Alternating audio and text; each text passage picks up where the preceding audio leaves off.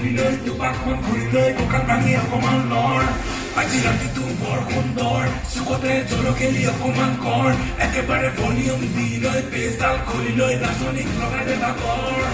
মনোৰণীয়া জীৱন দুদিনীয়া ৰৈ ৰৈ কোনো লাভ নাই ৰাতি কেনেবাকৈ তোৰে ঘৰলাগৈ লৈ যাম তোকে পলুৱাই ফোনত পেপে সদায় ৰাতি পেপে খালি নেনে বিয়া পাতি নেনে কিমানো